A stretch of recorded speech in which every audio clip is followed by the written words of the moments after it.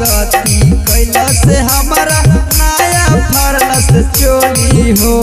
चोली ले आई दाना सैया चोली ले आई दाना कि हमारा मन करे होलिया में चोली ले आई दाना कि हमारा मन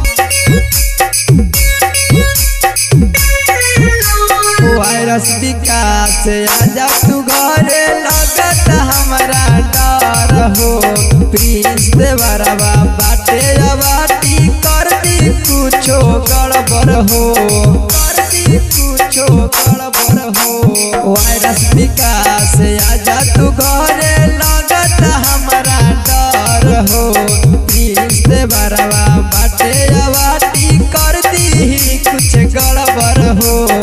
आजाए सैया घरे तू लगत बड़ी डरवा हो।